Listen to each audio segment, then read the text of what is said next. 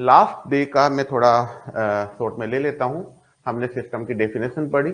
सबसे पहले हमने पढ़ा था सिलेबस, और हमने देखा था कि सिलेबस में सारा फोकस इस पर था कि system plus system development life cycle के जितने फेजेज आते हैं वो सब हमारे इसमें सिस्टम एनालिसिस एंड डिजाइन का जो पार्ट है आरपीएससी प्रोग्रामर में, वह सारा कुछ उसी में था। आगे जो भी हम पढ़ेंगे everything will be considered in SDLC. सब कुछ जो एसडीएलसी का पार्ट रहने वाला है। हम सिस्टम स्टडी हम लोग यहाँ कर रहे हैं, आरपीएससी प्रोग्रामर हमारा टारगेट है। इसके अलावा हमें इसे इस एंगल से भी इसे पढ़ना चाहिए सब्जेक्ट को कि हमें ऑर्गेनाइजेशन में कहीं ना कहीं यह नीड इसकी रहती है। तो बहुत ही अच्छा सब्जेक्ट है। इसके इंपॉर्टेंस मैंने आपको बताई थी। हमने शुरू में सिस्टम की डेफिनेशन पढ़ी थी, हमने कुछ एग्जांपल सिस्टम के पढ़े थे। हमने कहा था कि सिस्टम इर्द गिर्द अपने आसपास आप जहीं भी देखेंगे आपको सिस्टम नजर आएगा।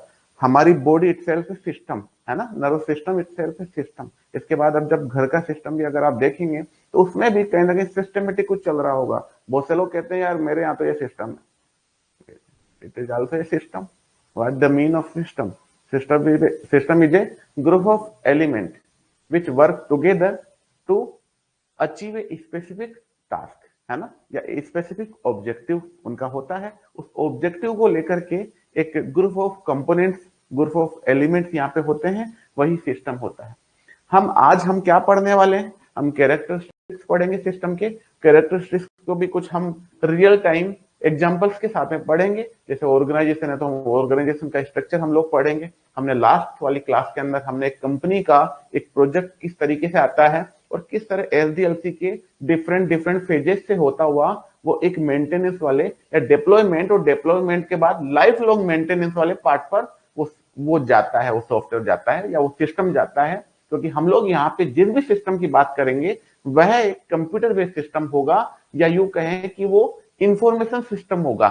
इसीलिए एक टर्म यहाँ पे सामने निकल करके आती है। आपको सिलेबस में वो टर्म तो लिखी नहीं मिलेगी, MIS, मैनेजमेंट इंफॉर्मेशन सिस्टम। तो ये बहुत बड़ा, ये अगर हम MIS की बात करें तो MIS के ऊपर भी हमारी एक डेडिकेटेड क्लास यहाँ पे रहने वाली है। बहुत सारे एग्जाम्स में मैं देखता हूं कि एसडीएलसी के किसी फेज के किसी टूल या किसी टेक्निक के बजाय MIS पे डायरेक्टली क्वेश्चन पूछा जाता है, और फिर हमें लगता है कि ये कौन से तरीके वाला सिस्टम है। आगे सिस्टम के हम टाइप भी पढ़ेंगे, पर वो इसके बाद। तो आज वाली जो क्लास है वो मोस्टली हम कैरेक्टरिस्टिक्स ऑफ सिस्टम हम यहाँ पे पढ़ेंगे। उससे पहले हमने जो पिछली क्लास में पढ़े थे, हमने एक दो क्वेश्चंस आपको दिए थे। वो क्वेश्चंस कुछ तो कुछ हटके थे, कुछ ऐसे क्वेश्चंस थे जो आपको इजीली कहीं ना कहीं आपने पढ़ा तो पढ़ लिया होगा। क्योंकि पर कुछ क्वेश्चंस इसमें कुछ ऐसे आएंगे जो हम इस बेस पर बनाएंगे, जो आपने पढ़ा है उसमें से वो निकल करके आने वाले। हमारी कोशिश ये है कि हम बुक्स में से भी कुछ इस तरह के स्टेटमेंट्स को लेकर के आए जो आपको पढ़ना पड़े। मैं यहाँ पढ़ाऊं या आपको एग्जाम में आपको पढ़ना पड़े, या हमारे जो प्रैक्टिस टेस्ट होंगे उसमें उस स्टेटमेंट को पढ़ना पड़े। क्योंकि आपको सेड के क्वेश्चंस हैंडल करने के लिए, क्योंकि जब आप प्रोग्रामर के पेपर के जब दोनों पार्ट आप देखते हैं तो एक पार्ट तो इस तरह का टेक्निकल आता है कि जहां आपको डायरेक्टली आपको चीजें समझ में आती है, और दूसरा ये जो जिसमें सिस्टम एनालिसिस एंड डिजाइन से रिलेटेड जो क्वेश्चंस आते हैं वो सब थ्योरेटिकल होते हैं क्यों स्टेटमेंट पढ़ने की। तो जो लोग स्टेटमेंट पढ़ने के हैबिचुअल नहीं होते उन्हें वो बड़ा डरावना सा लगता है कुछ नहीं। अगर आप पढ़ेंगे तो आप समझेंगे कि बाद में जब आप एग्जाम से निकल करके आते हैं तो लगता है अरे यार ये तो ये बिल्कुल ये पूछा था। कई बार स्टेटमेंट को रिवर्स भी पूछ लिया जाता है कि इनमें से कौन सा नहीं है, एक बोलते ना इनमें से कौन कौन से हैं। और प्रोग्रामर के क्वेश्चन सेट में दोनों तरीके के क्वेश्चन पूछे जाते हैं। या तो आप 4 ऑप्शन देके कहें कि इनमें से कौन सा, मान लीजिए सिस्टम के कैरेक्टरिस्टिक्स में पूछे कि कौन सा सिस्टम का कैरेक्टरिस्टिक्स है, तब तो आप कहेंगे ये वाले हैं। तब तो ये होगा कि 3 ऐसे होंगे जो नहीं होंगे और 1 होगा जो है। पर अगर आपसे ये पूछा जाए कि कौन सा सिस्टम का कैरेक्टरिस्टिक्स नहीं है, तो फिर उस केस में आपको अच्छा उसमें जो 3 ऑप्शन दिए जाते हैं ना वो भी काफी कुछ ऐसे सिमिलर से लगते हैं कि आप उसमें ये जज ही नहीं कर पाते कि ये है कि नहीं है, और एक ऐसा लगता है जो बिल्कुल वैसा लगता ही नहीं है। तो इस केस में आप वो अलग ही ऑप्शन करके आ जाते हैं। तो 2 तरीके के क्वेश्चन हो सकते हैं, या तो बिल्कुल स्ट्रेट फॉरवर्ड होगा, या फिर एक ये होगा कि 4 पॉइंट देने के बाद पूछा जाएगा पॉइंट 1 एंड 2, पॉइंट फर्स्ट और second, point first second third, इस तरह के क्वेश्चन यहाँ पूछे जाते हैं स्टेटमेंट्स को विशेष फोकस करके। तो आज की क्लास हम आज शुरू करते हैं पहले क्वेश्चन से जो आपने पिछले दिन की हमारी सिस्टम एनालिसिस एंड डिजाइन की उसमें पढ़ी होगी। ये सबको दिखाई दे रहा है question. General system theory is concern with checking and verifying and running system in terms of functionality. पिछली क्लास में हो गया था कि ये क्वेश्चन, अगर आपने देखा तो ये क्वेश्चन था क्या, हो गया था। तो फर्स्ट ऑप्शन है checking and verifying and running system in terms of functionality.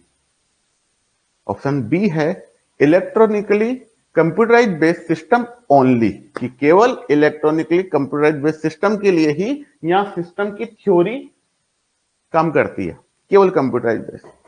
सी है developing a systematic theoretical framework upon which to make decisions. Fourth है all of above and e है none of above. What will be the answer, please give. क्या होना चाहिए? Theory आपके सामने है, मैं थोड़ा साइड में आ जाता हूं, आप इसे पढ़ें, हैबिट पढ़ने की होनी चाहिए।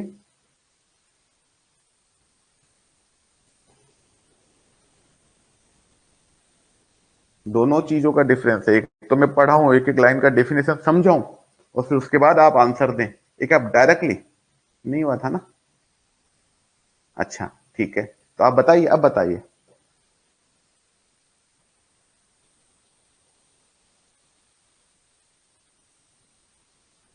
इनमें से कौन सा स्टेटमेंट जनरल सिस्टम थ्योरी के अंतर्गत आता है? इसे यूं मान सकते हैं, कौन सा आता है? A checking and verifying and running system in terms of functionality. बताएं।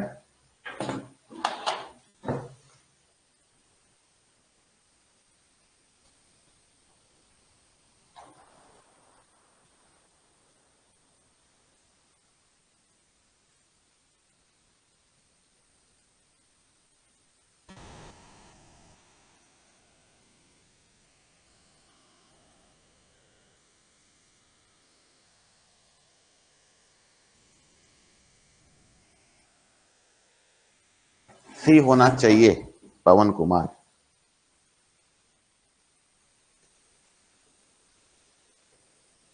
बिल्कुल करेक्ट है, आंसर इसमें सी ही होगा, है ना। इस तरह के क्वेश्चन में आप ऐसा भी देख सकते हैं कि बी तो नहीं है कम से कम, कि सिस्टम थ्योरी केवल सिस्टम थ्योरी केवल इलेक्ट्रॉनिक कंप्यूटराइज्ड बेस्ड सिस्टम के लिए नहीं है, ठीक है। Developing a systematic theoretical framework upon which to make decisions.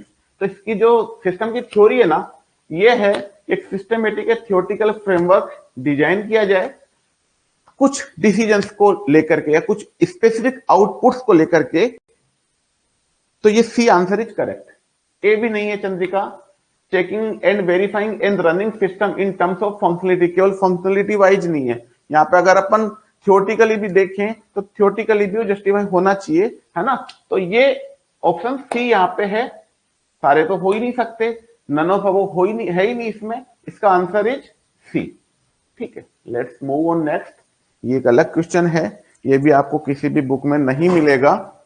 The study of system concept does not have implication. Answer one is, एक रिफ्लेक्शन आ रहा है कि बोर्ड पे? मेरे रहने पे कोई रिफ्लेक्शन नहीं आ रहा ना, परफेक्ट विजन है, ठीक।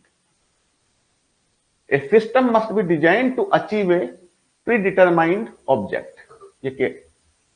सेकेंड है inter relationship and interdependence must exist among the components. Hindi में मुझे इसका ट्रांसलेट करने की आवश्यकता नहीं है कि नहीं। और दूसरी बात क्या है कि आपको कम से कम कंप्यूटर साइंस हमें उसी लैंग्वेज में पढ़ना चाहिए। Objective of the organization as all have a higher priority than the objective of its subsystem, and system development is a short term process and ended after its completion. ये थोड़ा अलग तरीके का जो मैंने बताया था, जवाब सभी को देना है, देना चाहिए। गलत है तो कोई बात नहीं। सिस्टम थ्योरी का एक कैरेक्टरिस्टिक्स है इंटरेक्शन, इंटरेक्ट होने चाहिए। तो चाहे मेरी क्लास हो, चाहे अपनी सर की क्लास हो, चाहे जावा की क्लास हो, आपको उसमें इंटरेक्ट होना ही चाहिए, है ना। Inter relationship and interdependence must exist among the components, है ना। देखो ये वाला भी ठीक है कि एक प्री डिटरमाइंड ऑब्जेक्ट के लिए ही सिस्टम काम करता है। So option one also correct, या पहले तो ये कहें option one correct. And then inter relationship and interdependence must exist among the component, जो कंपोनेंट होते हैं ना अलग अलग, उनके बीच में इंटर रिलेशनशिप और इंटरडिपेंडेंस होना चाहिए। हालांकि ये कैरेक्टरिस्टिक्स का है जो हम आगे पढ़ेंगे, है ना। और आप इसे कुछ इस तरीके से समझें कि अगर कोई सिस्टम है, मान लीजिए मैप3 एक सिस्टम है, मैप3 की सेल्स टीम एंड जो एकेडमिक टीम दोनों काम करेगी, आपस में रिलेशनशिप है ना। अगर वहां पे मान लीजिए, या मार्केटिंग टीम अगर मार्केटाइज नहीं करेगी तो जो एकेडमिक टीम उसका रोल क्या रहा है, तो आपस में इंटर रिलेशनशिप है, वहां से अर्निंग होती है तो इधर चलती है चीजें, है ना। या मार्केटाइज होता है, बच्चे होते हैं, तब यहाँ पे चीजें चलती है। तो आपस में किसी भी ऑर्गेनाइजेशन की यही स्थिति है, ठीक है ना। तो एक प्रीडिटरमाइंड ऑब्जेक्ट यहाँ पे होना चाहिए, inter relationship interdependence must exist होना चाहिए। Objective of the organization as a whole have a higher priority than the objective of its subsystem. And fourth one is system development is a short-term process and ended after its completion. है ना, ये उसके अवधारणा में शामिल नहीं है, ठीक है। मतलब ये वाला जो है ना, ये सिस्टम के इंप्लीकेशंस में नहीं आता, ठीक है ना। तो यहाँ पे दी होगा, ये ऑप्शन होना चाहिए 4, ठीक है। आगे बढ़ते हैं। एमआईएस की हम लोग बात कर रहे थे।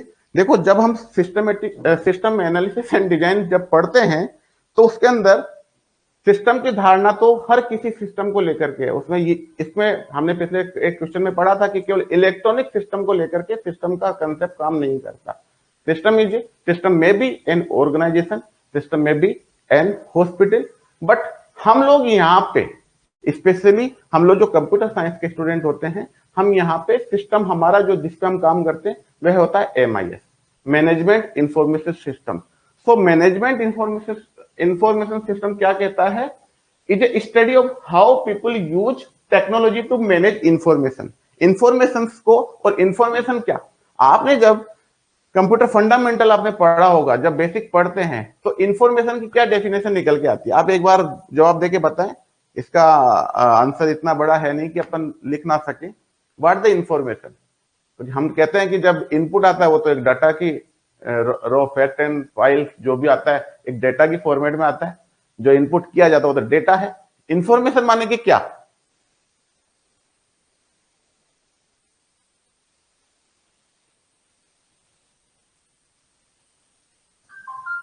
कुछ है? Yes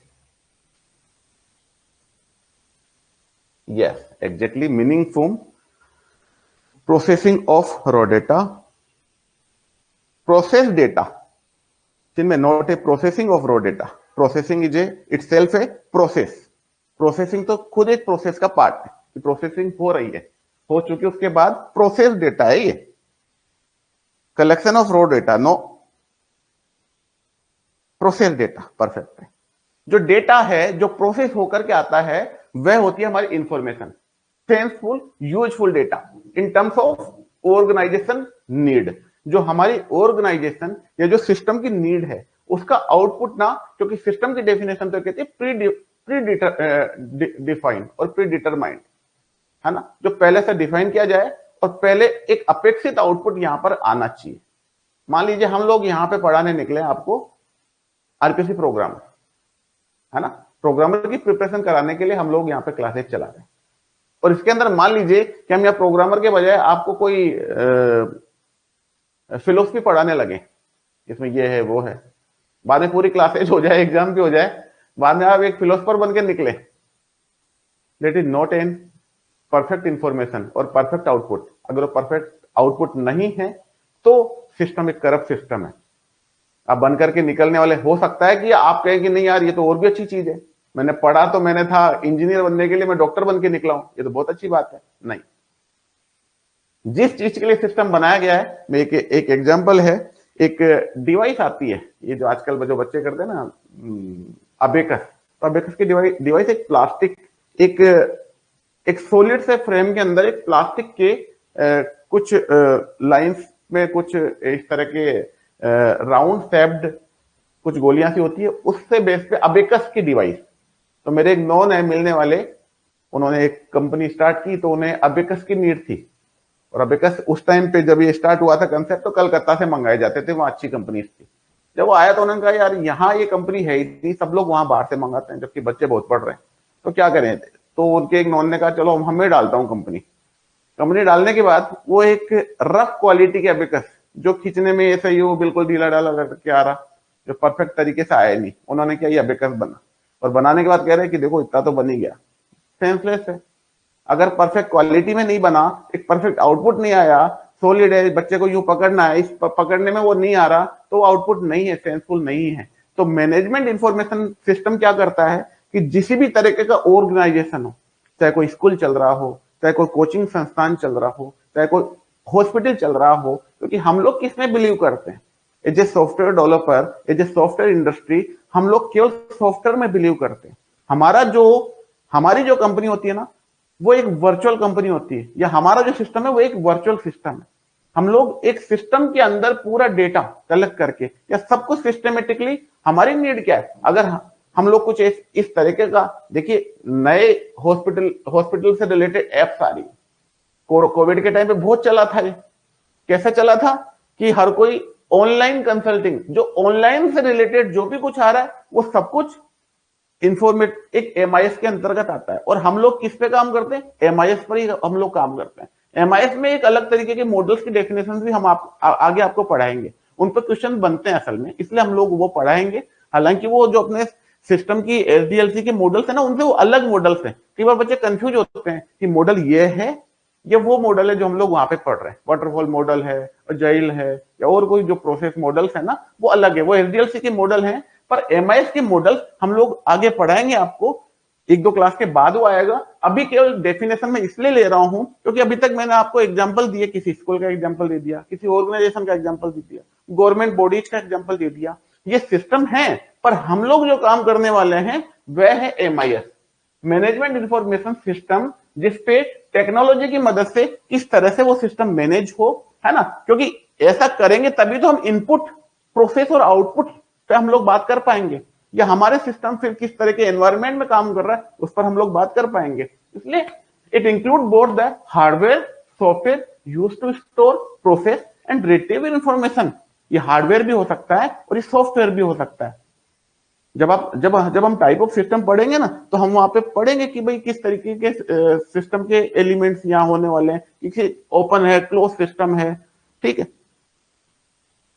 knowledge of obtain from investigation, study और इंस्ट्रक्शन, बिल्कुल सही है, बिल्कुल सही है राजेश। हमने पढ़ा था, फिर वापस एमआईएस की डेफिनेशन हमने यहां ली है, एक इमेजिन क्रिएट करने के लिए। वापस इसको, सिस्टम एनालिसिस एंड डिजाइन, दो पार्ट यहाँ पे होते हैं, system analysis and second one system design, दो पार्ट में यहाँ है। पहले जो सिस्टम है उसकी अध्ययन करना, वो कहलाता है सिस्टम एनालिसिस का पार्ट। जब भी हमें कोई भी सॉफ्टवेयर या सिस्टम तैयार करना है, या पुराने सिस्टम को नए सिस्टम से रिप्लेस करना है, तो हम यहाँ पे एनालिसिस हमें करना होगा कि क्या क्या उस सिस्टम की नीड है और वर्तमान में क्या क्या चल रहा है। अगर उसे हमें अपडेट करना है तो उसे भी एक नए सिस्टम की एसडीएलसी के फेजेस से होकर ही गुजरना होगा, है ना। मान लीजिए एक पहले सिस्टम चल रहा है और अब उस सिस्टम में कोई नया फीचर हमें डालना है, तो वो फीचर भी बिल्कुल उसी तरह से प्लान किया जाएगा। एसडीएलसी के जितने फेजेज होते हैं ना, कि पहले प्लान करो, फिर एनालिसिस करो कि क्या क्या लगाना है, एनालिसिस करने के बाद फिर उसको डिजाइन करो, डिजाइन करने के बाद उस पर डेवलपमेंट करो, है ना। या उस पर डेवलपमेंट के बाद वो टेस्टिंग फेज में जाएगा। अगर नया एक छोटा सा, एक बहुत बड़ा सॉफ्टवेयर चल रहा है, मान लीजिए 5 साल का टाइम लगा और उसमें छोटा सा एक नया एनहांसमेंट करना है, उसमें भी प्रोसेस तो सारी वही होनी है, प्लानिंग से लेके पूरे एसडीएलसी तक। और पूरा का पूरा जब जाएगा, पूरे टेस्टिंग फेजेस से निकलेंगे, सारी तरह की टेस्टिंग उस पर भी होंगी इसलिए तो कहा गया है, अगर आपसे ये भी पूछा जाए कि यहाँ पे सिस्टम स्टडी में नए सिस्टम बनाने की बात है कि पुराने वाले को भी मेंटेनेंस या पुराने वाले को भी एनहांस करने की बात है, यस वो भी है, वो भी एक एसडीएलसी में, और वो भी एक सिस्टम स्टडी का ही पार्ट है। एक मिनट दीजिए।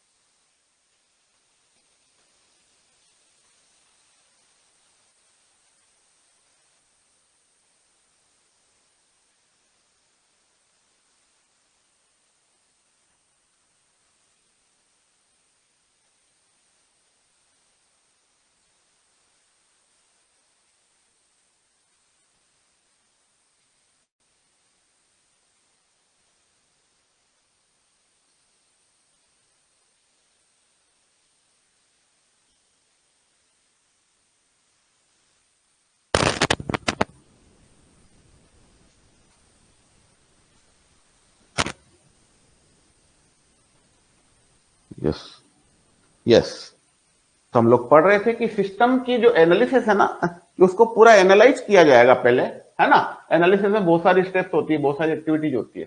System analysis is a process of studying and observing a system to know how it work and to identify its goal और पर्पज, कि अभी वाला तो कैसे काम कर रहा है और उसके आगे के गोल क्या है, किसको कैसा बनाना है, क्या पर्पज है इसका। बिल्कुल ये डेफिनेशन बिल्कुल आपको ध्यान रखना है। और system analysis is conducted for the purpose of studying a system और its part in order to identify its objective, किसके ऑब्जेक्टिव को आइडेंटिफाई करने के लिए, ऑब्जेक्टिव को अचीव करने के लिए नहीं है। यहाँ पे आप कहें कि ऑब्जेक्टिव को अचीव करने के लिए, अगर इस स्टेटमेंट में इतना सा चेंज कर दिया जाए ना, system analysis is conducted for the purpose of studying a system और its part into order to achieve its objective, वो सही होगा कि गलत होगा प्लीज आंसर, अगर इसमें इतना सा चेंज कर दिया जाए।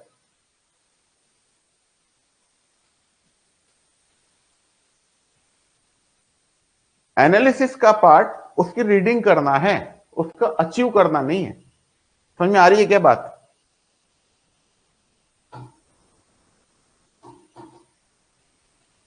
जवाब नहीं आ रहे, मेरी आवाज आ रही है? प्लीज इंटरेक्शन होना है सिस्टम में।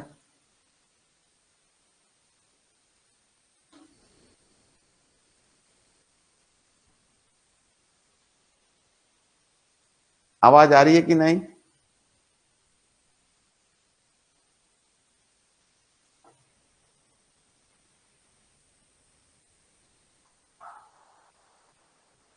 यस आवाज आ रही है ना। तो बताइए भाई, इसके अंदर मान लीजिए आइडेंटिफाई की जगह अगर अचीव कर दिया जाए, तो ये डेफिनेशन, ये एनालिसिस का सही अवधारणा होगी कि नहीं होगी? अचीव कर दे तो भी होगी।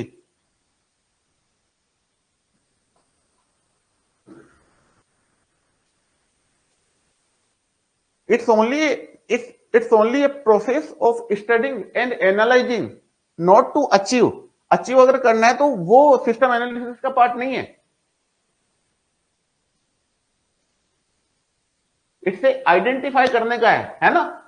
अगर यू कहें what the system should do, एक स्मॉल लाइन में ये समझे, यस परफेक्ट है, कि सिस्टम क्या करना चाहिए, है ना।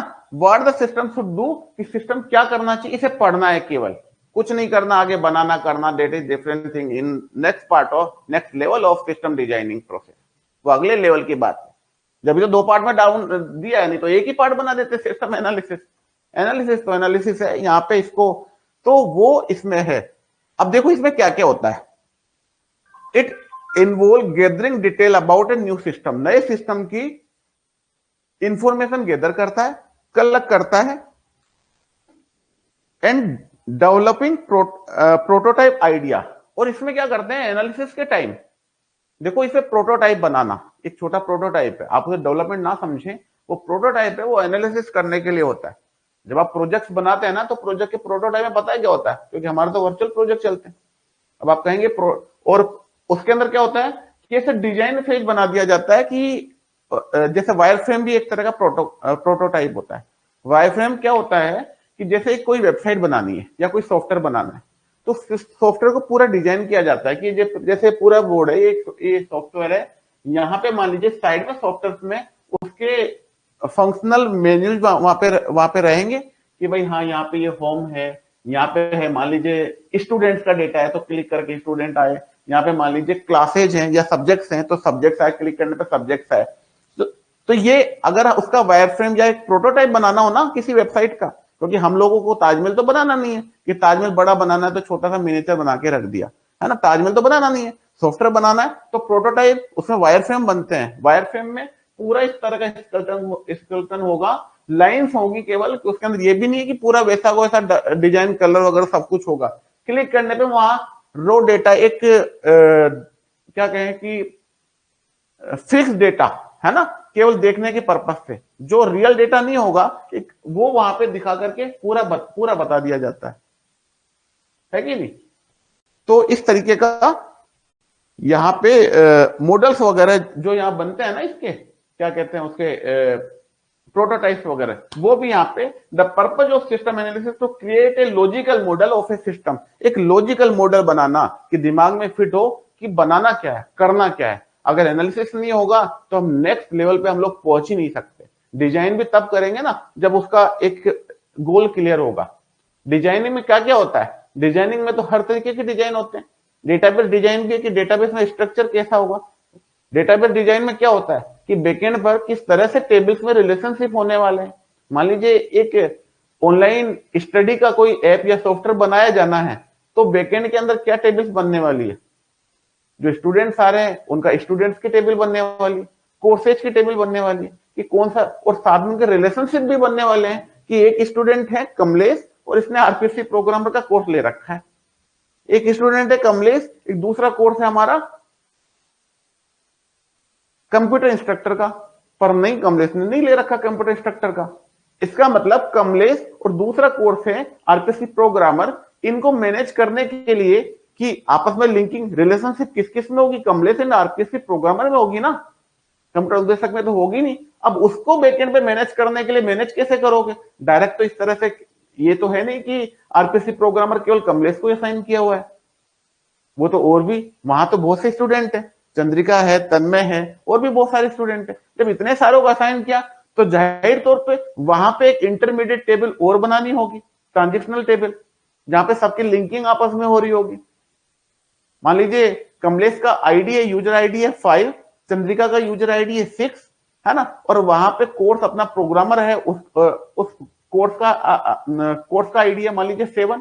तो एक जो मिड में टेबल बनेगी ना, उसकी अलग प्राइमरी की होगी, उसके अंदर एक होगा स्टूडेंट आईडी होगा, एक उसके अंदर कोर्स आईडी होगा, और उसके अंदर 2 एंट्रीज होगी। उन दोनों को बाइंडिंग, उन दोनों का रिलेशनशिप एस्टेब्लिश करने के लिए ये क्या है पूरा का पूरा, इट्स ए डिजाइन, इसे डेटाबेस डिजाइन। तो डेटाबेस डिजाइन इस तरीके से किया जाता है बैकएंड में, ऐसा नहीं डायरेक्टली लिंकिंग कर दिया। क्योंकि कोर्स की अगर मान लीजिए वहां किसी प्रोग्रामर के कोर्स के लिए अगर एक रिकॉर्ड डाला हुआ है, एक रो डाली हुई है, और उस रो के अंदर एक ही फील्ड है स्टूडेंट आईडी, अगर मैं उसमें डायरेक्ट लिंकिंग कर दूंगा तो ये मान लो कि आरपीसी प्रोग्रामर के कोर्स में केवल एक कमलेश को ही डाल पाऊंगा, चंद्रिका को कैसे एडमिशन दूंगा मैं।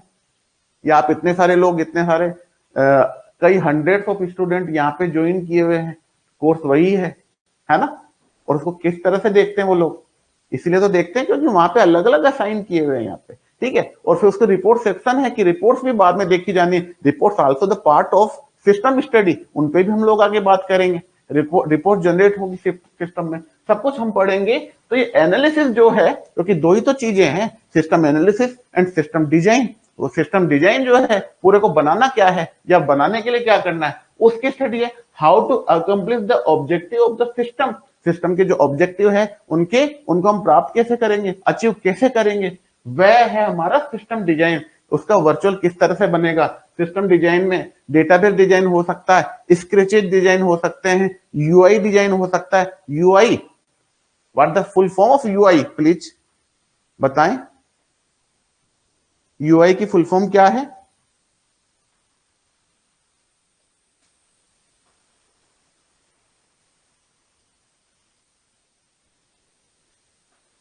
UI refer for user interface, user interface का मतलब है जो यूजर को जो दिखने वाला है, पीछे कौन कौन सा डिजाइन पड़ा है, डेटाबेस में क्या पड़ा है, परफेक्ट है, डेटाबेस में क्या पड़ा, उससे यूजर को मतलब नहीं है।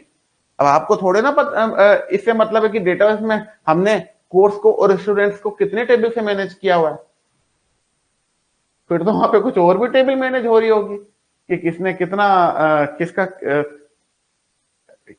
वहां पे अटेंडेंस तक का भी है, किस किस स्टूडेंट ने कौन कौन सी क्लास देख ली, ये देखी, तो उसके लिए अलग टेबल बनी होगी डेटाबेस डिजाइन।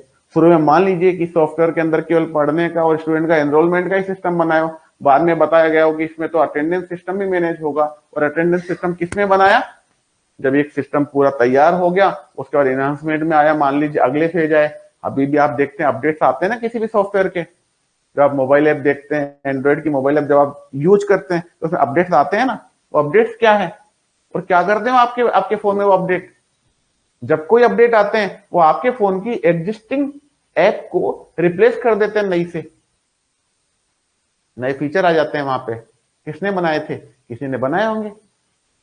एंड्रॉइड या आईओएस डेवलपर जो बनाते हैं, फ्रंट एंड डेवलपर है वो ऐप बनाते हैं, जो बैकएंड में बैठे हुए डेवलपर है उनका डेटाबेस डिजाइन करते हैं, डेटाबेस में एपीआई के थ्रू लेकर के डेटाबेस सेव करने का काम करते हैं। इतने लोग उस प्रोजेक्ट पे काम करते हैं, इतने लोग प्रोजेक्ट पे काम करते हैं। प्रोजेक्ट जब बनता है, जब आता है, तो फिजिबिलिटी स्टडी होती है। मान लीजिए कोई फीचर लॉन्च करना 3 महीने बाद, उस पर देखा जा रहा है कि दो तो एंड्रॉइड डेवलपर काम कर रहे हैं, दो आईओएस डेवलपर काम कर रहे हैं, दो बैकएंड की टीम काम कर रही है, फिर क्यूए काम कर रहा है टेस्टिंग के लिए, और इन सबके अलावा जो टॉप लेवल पे इन सबसे इस डेवलपमेंट हायरार्की से ऊपर जो बैठे हुए हैं एनालिसिस करने वाले, वो एक अलग लोग हैं, वो उस पर काम कर रहे हैं, फिर टॉप लेवल मैनेजमेंट उसको काम कर रहा है। कितने लोग आपके एक प्रोजेक्ट से कमा के खाते हैं भाई, उन सबके लिए ये प्रोजेक्ट काम आता है ना। तो जो ऑर्गेनाइजेशनल स्ट्रक्चर है वह हमारा सिस्टम का पहला कैरेक्टरिस्टिक्स होता है, ऑर्गेनाइजेशन। वो हम इससे आगे पढ़ने वाले हैं,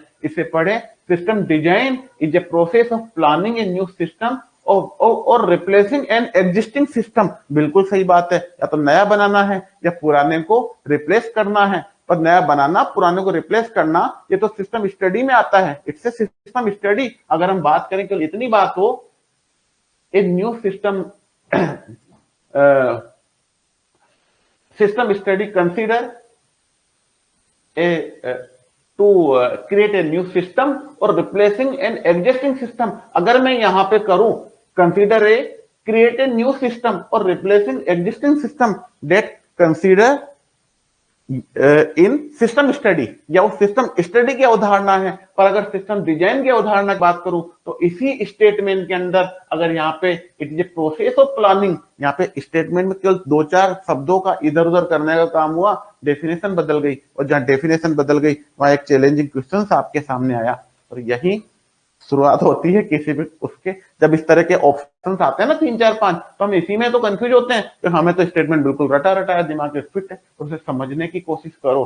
सिस्टम की अवधारणा कुछ अलग कहती है, कंसेप्ट ऑफ सिस्टम अलग है, कंसेप्ट ऑफ सिस्टम डिजाइन अलग है, and concept of system analysis अलग है। एनालिसिस अलग चीज कह रहा है, डिजाइन अलग चीज कह रहा है। बस फर्क है तो कुछ लाइंस का। यहाँ पे तो प्लानिंग हो रही है और वहां पे तो केवल रीड किया जा रहा है, वहां पे तो केवल समझा जा रहा है, वहां पे प्लानिंग की कोई बात ही नहीं है। वहां पे भले हो सकता है डिजाइन प्रोसेस में प्रोजेक्ट पहुंचे ही नहीं, बहुत से प्रोजेक्ट होते हैं वो वहीं अपने प्राण त्याग देते हैं। एनालिसिस पेज में आते हैं, एनालिसिस होता है, एनालिसिस में क्या क्या होता है, फिजिबिलिटी स्टडी होती है। यहाँ पे तो 10-12-15 बंदों की डेवलपर्स की टीम थी, टीम ही नहीं है ना। वो टीम फिजिबिलिटी, एक वहां पे मान लीजिए 3 महीने में देना था, पर इतनी टीम तो काम कर ही नहीं सकती। फिजिबिलिटी स्टडी वाला काम है, फिजिबल ही नहीं। स्टडी में कौन सी शेड्यूलिंग फिजिबिलिटी फेल हो गई, वहां पे शेड्यूल ही नहीं बन पा रहे हैं उनके, टीम नहीं बन पा रही, रिसोर्स नहीं अवेलेबल हो रहे उनके। तो ये सब कुछ, ये आगे जब फिजिबिलिटी स्टडी पढ़ेंगे ना, तब हम लोग यहाँ पे देखेंगे वो किसमें। अगर कोई कहे कि फिजिबिलिटी स्टडी को डिजाइन में क्यों नहीं डाला, एनालिसिस में क्यों डाला, बताइए।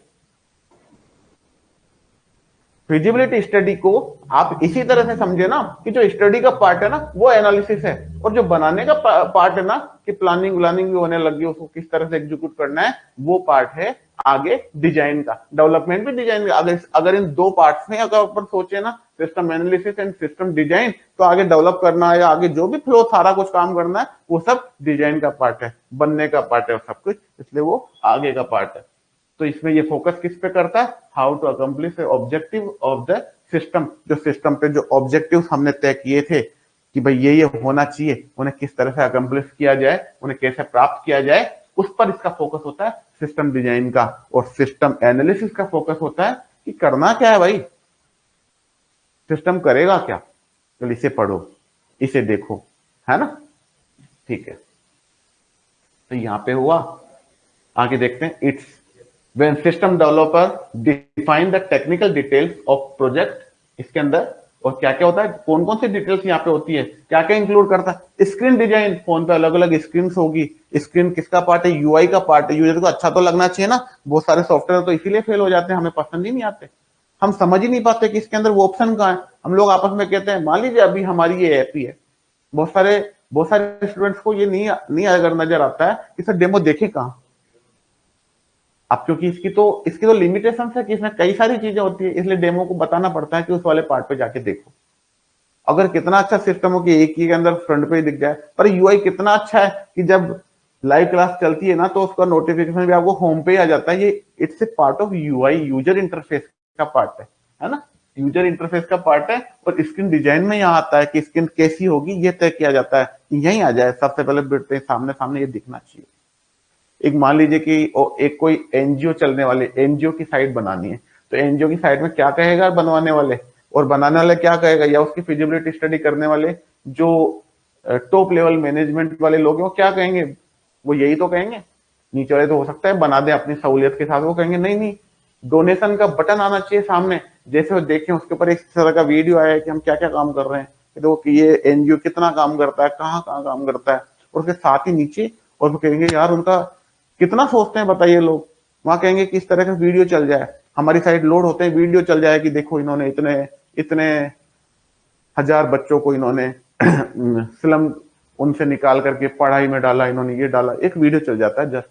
मतलब पहले तो वीडियो दिखाओ, मत मांगो, डोनेशन का बटन नहीं आना चाहिए। कई बार फिर कई लोग कहते नहीं सर अगर डोनेशन फ्रंट में आ गया, कई तो कहेंगे डोनेशन लगा दो बैठते ही, पर फिर जो ऊपर दिमागदारी लोग बैठे होते हैं कहते हैं यार डोनेशन देखते अच्छा थोड़ी लगता है, सामने वाला कहेगा बस आते ही पैसा, उसे बताओ तो सही हम करते क्या है। सबसे पहले वीडियो चले, वीडियो चलते एंड में आए ऑल ओवर, उसके बाद कि उन सबके लिए कि हाँ डोनेट करे। एडवर्टाइजमेंट ऐसे ही तो चलते हैं, पहले वहां कितना कुछ चल रहा है कि वहां सफेदी की जनकार दिखा रहे हैं, और एंड में लेकर के आ रहे हैं निरमा वॉशिंग पाउडर, इसे खरीदे। नाम बाद में पता चलता है, पहले उसका थीम दिखाते हैं, है ना। तो सब कुछ ये एक प्रोसेस है, ये टॉप लेवल मैनेजमेंट तय करता है कि उसको बनाना कैसा है, ठीक है ना। तो सिस्टम इंटरफेस वगैरह है, प्रोटोटाइप है, स्क्रैच वगैरह बनने, ये सब एक ऑर्गेनाइजेशन का विजिबल है। यस, एक ऑर्गेनाइजेशन का कि स्ट्रक्चर किस तरीके से होता है, चीफ एग्जीक्यूटिव ऑफिसर, ये सब जो मैं बता रहा हूं ना कि कहीं ना कहीं आपके इस पूरे कोर्स में लिंक होंगी चीजें। ऐसा नहीं है कि जैसे अभी हमने सिस्टम की डेफिनेशन पढ़ी, आगे हमने सिस्टम एनालिसिस सिस्टम डिजाइन को डेफिनेशन को पढ़ा, दोनों में जो बारीक बारीक डिफरेंस होता है वह हमने पढ़ा।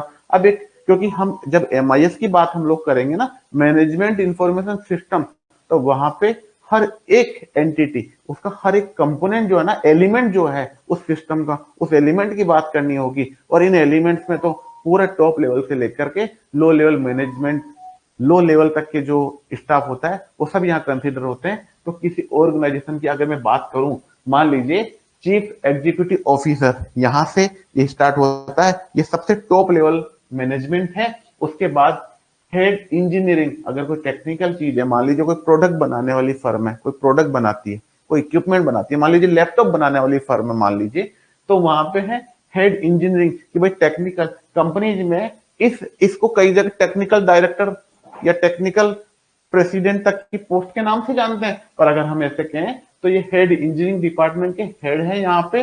उसके बाद यूजर एक्सपीरियंस की, यूजर को कैसा दिखना चाहिए वो इनके अंडर में, बिजनेस लॉजिक्स यहाँ पे बनेंगे, है ना। क्या क्या करते हैं हेड इंजीनियरिंग वाली जो विंग है, ये या यूं कहें कि पूरा सिस्टम है, उस सिस्टम के अंदर ये सीईओ है, इसे तो चारों पे कंट्रोल रखना है। चीफ एग्जीक्यूटिव ऑफिसर है मान लीजिए, टॉप लेवल मैनेजमेंट है, इसको तो चारों ही सेक्शन से मतलब है, इनको तो चारों ऑर्गेनाइजेशनल स्ट्रक्चर में चारों पे कंट्रोलिंग इनका होना है।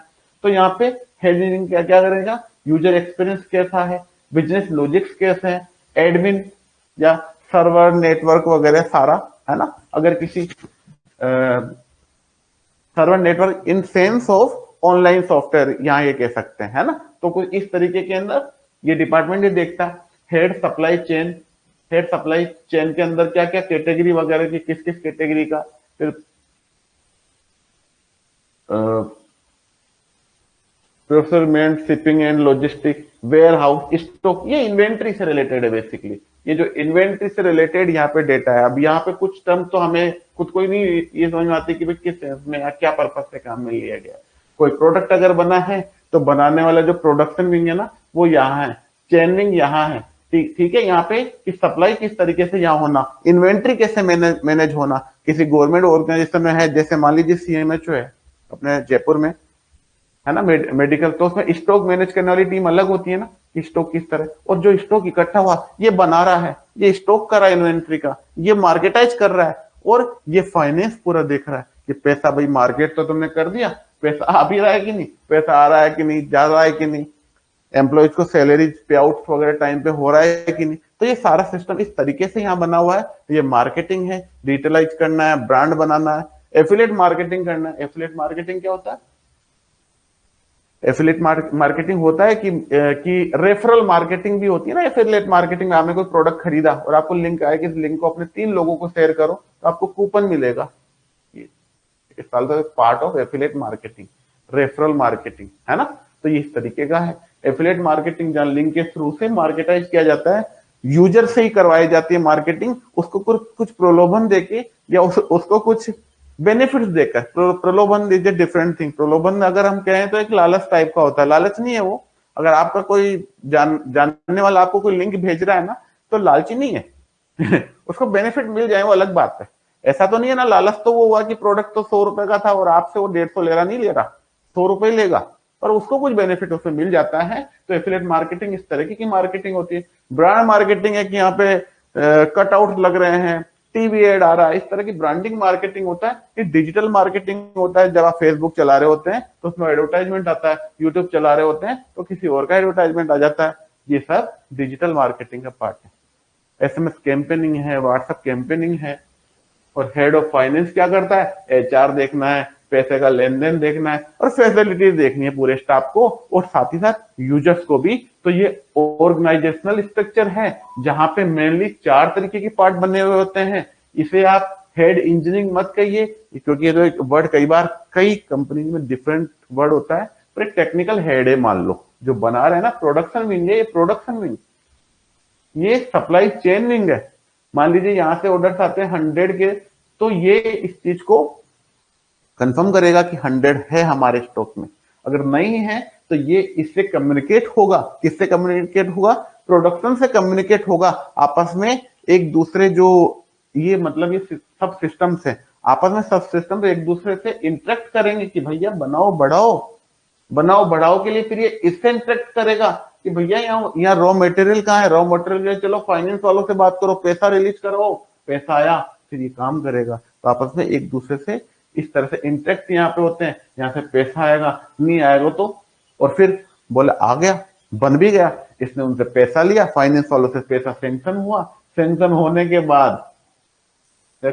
बाद इन्होंने प्रोडक्ट बना दिए, 100 की जगह 150 बना दिए, 150 प्रोडक्ट बना दिए, सप्लाई चेन में 150 पड़े हुए हैं, मार्केटिंग टीम काम नहीं कर रही है और 50 के भी ऑर्डर नहीं आ रहे, चेन गड़बड़ हो गया सारे सिस्टम। क्योंकि बात नहीं की मार्केटिंग हेड की, सप्लाई हेड से लड़ाई चल रही थी मान लो, बात नहीं की, नहीं बात करेंगे हम, मार्केटिंग वाले ने बताया नहीं कितना लेना है कितना देना है, और यहाँ पे सब 150 कलेक्ट करके बैठ गए, जाना तो 50 ही थे। तो सारे सिस्टम आपस में इंटर कनेक्टेड, इंटरेक्ट होते रहने चाहिए, इंटरेक्ट होते रहने चाहिए। जब हम आगे जब कैरेक्टरिस्टिक्स की बात करेंगे तो एग्जाम्पल आपको बहुत अच्छे से समझ में आएंगे, ठीक है ना। ये पूरा ऑर्गेनाइजेशनल स्ट्रक्चर है किसी भी कंपनी का, किसी भी संस्था का। हमने पहले एग्जाम्पल दिया है, आगे, एग्जाम्पल से आगे इसकी डेफिनेशन पे पढ़ेंगे।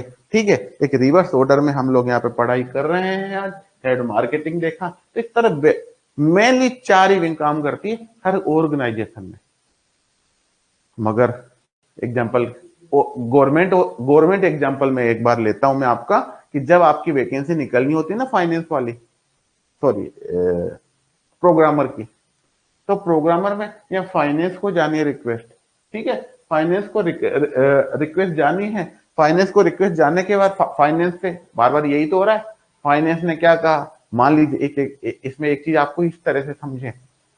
कई बार ये लगता है जैसे सूचना सहायक, क्योंकि प्रोग्रामर तो मान लीजिए 216 ही की नीड थी, 216 इन्होंने पूरी की पूरी निकाल दी, है ना। नई जब क्रिएट होगी तो निकलेगी।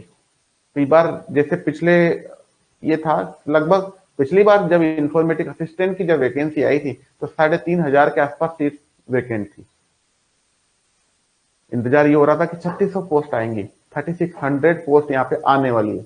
गवर्नमेंट पे एक एनवायरमेंटल प्रेशर होता है, या मान लीजिए गवर्नमेंट एक पूरा एक बड़ा सिस्टम है ना, उसे तो फाइनेंस भी मैनेज करना है, उसके लिए अकेला डीओआईटी भी नहीं है, उसके लिए तो हेल्थ डिपार्टमेंट भी है, उनको भी फंडिंग देनी, वहां भी कुछ बंदे उनको रिक्रूट करने होंगे, या वहां कुछ नए इक्विपमेंट नई चीजों के लिए करना है, डेवलपमेंट भी करना है, फाइनेंस लिमिटेड है, फंड लिमिटेड है। तो क्या होता है, आपके डिपार्टमेंट ने तो अपनी पोस्ट भेजी, डिपार्टमेंट यहाँ चीटिंग नहीं करता, डिपार्टमेंट नहीं कहता, डिपार्टमेंट कभी भी नहीं कहता कि नहीं हमको 1300 पोस्ट दे या 1300 आईए चाहिए।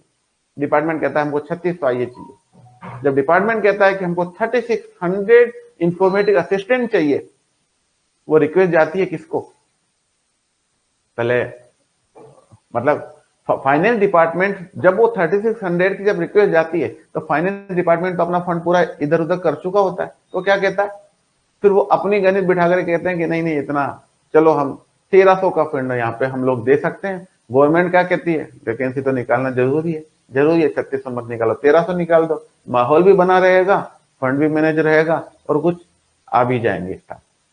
तो वहां पे क्या हुआ, फिर 3600 निकले नहीं, 1300 आइए आ गए। एक फंड एक अमाउंट उन्होंने रिलीज किया, मान लीजिए 500 करोड़ रुपए, या मान लीजिए इसके लिए, इस वैकेंसी के लिए पता नहीं 500 करते हैं कि 150 करते हैं कि कितना करते हैं, वो अपने अपने से रिलेटेड नहीं, पर मान लो 500 करोड़ रुपए उस वैकेंसी के लिए दिया उन्होंने। जब 500 करोड़ रिलीज किया, है ना, वित्तीय भार 500 करोड़ आने वाला है, तो उसमें कितने आने वाले हैं भाई, इसमें तो 1300 ही आएंगे, तो चलो 1300 निकाल दो। इस तरह से सैंक्शन होती है चीजें, फाइनेंस सैंक्शन करता है ना, तब वहां पे आगे प्रोडक्शन होता है। फिर आगे प्रोडक्शन आने के बाद जब फाइल आती है, फाइल आने के बाद फाइनेंस से फाइल आई, फिर दूसरे डिपार्टमेंट को जाती है। एक दूसरा सिस्टम बना रखा है उन्होंने। कौन सा सिस्टम बना रखा है, सिस्टम बना रखा है कि 3600 से ऊपर वाली पे ग्रेड होगी तो ये एग्जाम कंडक्ट कराएगा आरपीएससी, और अगर उससे कम का हुआ तो कराएगा हमारा अधीनस्थ बोर्ड, है ना। फिर फाइल वहां जाती है, फिर वो सिस्टम अपना काम करता है, वो सिस्टम अपना काम करता है। अगर वो सिस्टम भी अगर यहाँ फ्लॉप हुआ तो सिस्टम के वो वैकेंसी जाने कब से कब तक वैकेंट पड़ी रही, तब तक वैकेंट पड़ी रही, तो सिस्टम हेल्दी हुआ क्या। जहां बहुत सारे काम होते हैं, हेल्दी सिस्टम कब होगा, हेल्दी सिस्टम तो तब होगा ना जब मेरे को पर्सनल एचआर डिपार्टमेंट को भी अच्छा काम करने का मौका मिलेगा, ह्यूमन रिसोर्स फैसिलिटी दे पाएगा। जब वहां पे 3600 की जरूरत थी, आपने 1300 उठा के दे दिए, और फिर जो बाकी डिफेंस वाला काम कौन करेगा, जो ऑलरेडी लगे हुए 5-7 हजार, उन्हीं के ऊपर लोड आना, आपसे पहले भी वही कर रहे थे, और आपसे पहले वाला लोड कम तो हुआ, और वो लोड किस तरह से वो होगा। तो ये कई बार कई कई तालुका और कई कई उनमें मैं देख रहा हूं कि वहां पे मल्टीपल तहसीलों का काम है ना, एक सिंगल आईए को करना पड़ता है, ट्रांसफर हो जाते हैं वहां पे, है ना। एक तहसील स्तर पे मान लो कि 2-3 ये बना रखे हैं, जैसे क्या बोलते हैं उसको, कस्बे टाउन बना रखे हैं बड़े, उन सबका काम एक ही बंदा कर रहा है, वहां लोड है कई जगह इतने फ्री बैठे हुए हैं कि वहां वो कोई ज्यादा काम ही नहीं, वर्कलोड ही नहीं। तो सारे सिस्टम आपस में इंटरकनेक्टेड हैं, इंटर रिलेटेड हैं, और इंटरेक्ट करते रहते हैं। एक ऑर्गेनाइजेशनल स्ट्रक्चर यहाँ पे बना हुआ है। ये लोकल गवर्नमेंट, ये अपन आगे बढ़ेंगे, अपन जब ऑर्गेनाइजेशन देखेंगे तो अपन देखेंगे, है ना, कि गवर्नमेंट में किस तरीके से क्या होता है। ये देखो, अभी हमने जो डायग्राम देखा उस डायग्राम के हिसाब से हम लोग यहाँ पर हम इसे समझते हैं। आपने ऑर्गेनाइजेशनल स्ट्रक्चर कैसे काम करता है हमने यहाँ पे देखा। इंटरेक्शन की इंटरेक्ट होने चाहिए आपस में, इंटरेक्शन ही नहीं होगा, जब बोलचाल बातचीत ही बंद होगी तो सिस्टम परफेक्ट काम कैसे करेगा। इसलिए यहाँ पे इंटरेक्शन जरूरी है, इंटरेक्शन जरूरी है। अगर आपके सिस्टम में, हार्डवेयर सिस्टम में अगर हार्ड डिस्क आपकी अगर सिस्टम में नहीं है, एक्सटर्नल रखी, तो इंटरेक्ट कैसे करेगी। इंटरेक्ट करने के लिए तो आपको प्लग इन करना पड़ेगा या लैपटॉप के अंदर रखनी पड़ेगी। इंटरेक्ट करना चाहिए ना, तभी तो डेटा आगे काम करेगा। आपके मैं एक्सटर्नल हार्ड डिस्क में लगाऊंगा नहीं और मेरे को मेरे फोटोज भी देखने, पॉसिबल है क्या? नहीं पॉसिबल। इस तरह का पॉसिबल नहीं होता तो इंटरेक्शन, लैक ऑफ इंटरेक्शन होता है, सिस्टम फेल होता है, सिस्टम काम नहीं कर पाता। इंटरडिपेंडेंस है, डिपेंडेंसी होनी चाहिए, होता ही है डिपेंडेंसी। फाइनेंस, प्रोडक्शन विंग का फाइनेंस पे डिपेंडेंसी है ना। मार्केटिंग विंग जो है उसकी इन्वेंट्री पे डिपेंडेंसी है ना। आपस में डिपेंडेंस है, एक दूसरे पर डिपेंडेंट है। जब एक विंग अपना परफेक्ट काम करती है तो दूसरे विंग को, एक सब सिस्टम अपना काम करता है तो दूसरे सब सिस्टम को काम करने का अवसर मिलता है वहां पे, है ना। एक गवर्नमेंट ऑर्गेनाइजेशन को भी एक सिस्टम मान के चले, इसके अंदर जितने भी चल रहे हैं ना अलग अलग डिपार्टमेंट, ये सब इसके सब सिस्टम्स हैं। और अगर आप किसी एक डिपार्टमेंट को निकाल करके उसका अध्ययन करें तो वो भी अपने आप में एक सिस्टम होता है। तो हम ये कह सकते हैं कि ए सब सिस्टम इटसेल्फ ए सिस्टम। अगर डेफिनेशन यू आ जाए तो भी ये करेक्ट होगी कि एक सिस्टम, एक एक सब सिस्टम, एक सिस्टम, वो भी अपने आप में एक सिस्टम होता है। एक अभी एक क्वेश्चन था जिसमें हम थोड़ी देर रुके थे, उस सिस्टम, उस क्वेश्चन को वापस अगर आप सोच के देखें कि एक पूरे ऑर्गेनाइजेशन या एक बड़े सिस्टम का टारगेट जो है ना, वो पूरा सिस्टम परफेक्ट काम करे, यह एम होता है, न कि उसके सब सिस्टम अच्छे से काम करे। अगर वो कहेगा नहीं नहीं वो तो अच्छा से चल रहा है लैपटॉप, आप किसी कंपनी का लैपटॉप लेकर के आएंगे और अगर लैपटॉप अगर वहां पे फेल हो गया, आप लेके जाएंगे मुझे भैया ये काम नहीं कर रहा, वो कहेगा नहीं नहीं भैया इसकी रैम और हार्ड डिस्क अच्छे से काम कर रही है, मॉनिटर स्क्रीन ही तो टूटी हुई है, सही है ये तो। ऐसा थोड़ी चलेगा। आउटपुट तो तब आएगा ना जब आपको वो कहे कि नहीं सर कीबोर्ड काम नहीं कर रहा, बाकी सब काम कर रहा है, बढ़िया है ये लैपटॉप। ऐसे बढ़िया होगा क्या? सिस्टम के ऑब्जेक्टिव तो तब पूरा होता है ना जब पूरा का पूरा सिस्टम काम करे। जब हम केवल कीबोर्ड को उठा के देखेंगे, जब कीबोर्ड को प्रेस कर रहे होंगे तो कीबोर्ड अपने आप में अगर उस सिस्टम है तो वो सही हो सकता है, पर जब सिस्टम के सारे कंपोनेंट आपस में एक स्पेसिफिक ऑब्जेक्टिव को लेकर के काम करेंगे तो पूरा सिस्टम ही कंसीडर होगा, पूरा सिस्टम की फेलियर यहाँ पे कंसीडर होगी। ऐसा नहीं है कि आधा अधूरा यहाँ पे काम कर रहा है। तो इस बात को आप समझें, सिस्टम तब है जब हर कंपोनेंट अपने तरीके से एक बेस्ट वहां पे दे रहा हो, इंटरेक्ट कर रहा हो, एक ऑर्गेनाइजेशनल ढांचा एक अच्छा से बना हुआ।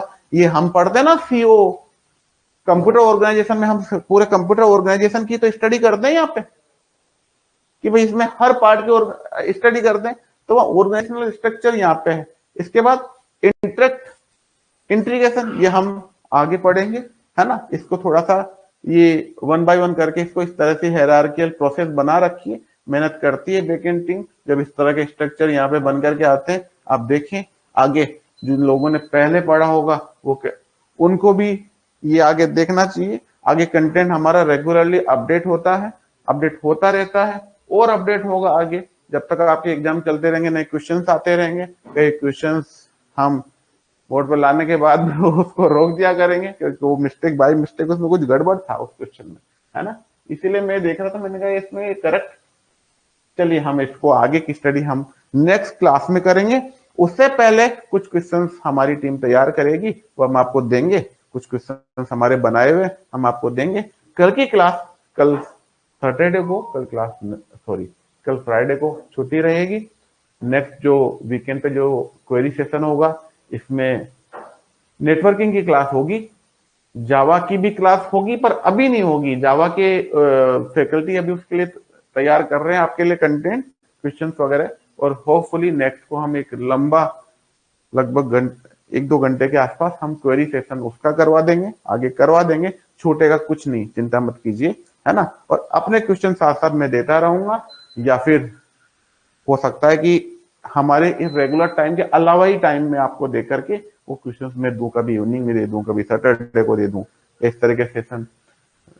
ये तो चलो बोर्ड है, डिजिटल बोर्ड के बिना भी स्क्रीन कास्ट करके भी मैं आपके लिए वो क्वेश्चंस का मटेरियल कंटेंट दे सकता हूं, तो वो मैं कोशिश रहेगी हमारी, हम आगे बेहतर से बेहतर करने की कोशिश कर रहे हैं। आप लोग बस देखते रहिए और पढ़ते रहिए साथ साथ। ठीक है, all the best, thank you.